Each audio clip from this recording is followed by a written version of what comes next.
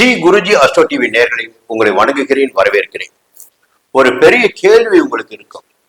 இந்த ஜோதிடர்கள்லாம் பேசுறீங்க, ஜாம்பவனா இருக்கீங்க, நீங்களாம் பேசுறீங்க. ஆனா சில நேரத்துல பாத்தீங்கன்னா நீங்க பேசுற பலன்கள் எதுவும் நடக்க மாட்டேங்குது.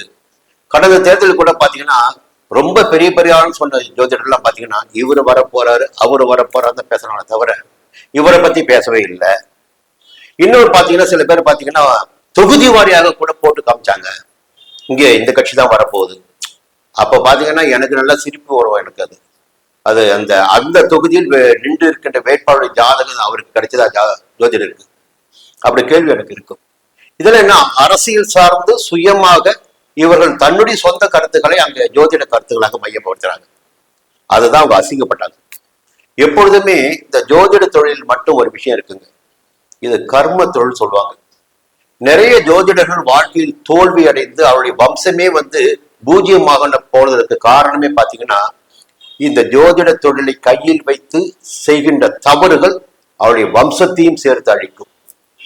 ஏன்னா கிரகங்களை பத்தி நம்ம பேசணும். கிரகங்கள் எதற்காக படைக்கப்பட்டிருக்கிறார்கள்? ஒரு தெய்வம் இருக்காங்க, இஷ்ட தெய்வம் உங்களுக்கு இருப்பாங்க, நேரம் அந்த தெய்வத்தை வேண்டுவீங்க, அதற்காக தவம் இருப்பீங்க, தவம் இருந்து வரம் வாங்கிடுவீங்க, வரம் வாங்கின பிறகு உங்களுடைய ஆட்டத்தை ஆரம்பிப்பீங்க. அப்ப அந்த ஆட்டத்தை ஆரம்பிக்கின்ற மனிதனுக்கு எந்த விதமான பலன்களை கொடுக்க வேண்டும் என்பதால் தெய்வத்தால முடியல வச்சுங்களேன். அதுதான் ஒவ்வொரு கிரகத்தையாக படைச்சு இந்தந்த கிரகத்திற்கு இந்தந்த பணி காரகத்துவம்.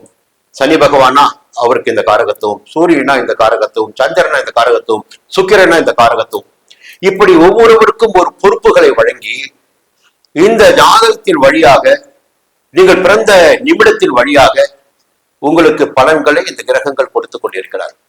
இதான் உண்மை. அப்போ இதற்கும் மேல ஒரு தகவல் இருக்குங்க. இன்னைக்கு பாத்தீங்கன்னா ஒரு கேள்வி உங்கள் அனைவருக்கும் இருக்கும், அது எனக்கும் இருந்தது.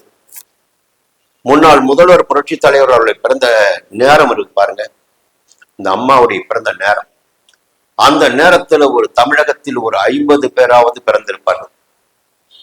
புரட்சி தலைவர் எம்ஜிஆர் அவருடைய பிறந்த நேரத்தில் குறைந்தபட்சம் ஒரு 50 பேராவது பிறந்திருப்பார்கள்.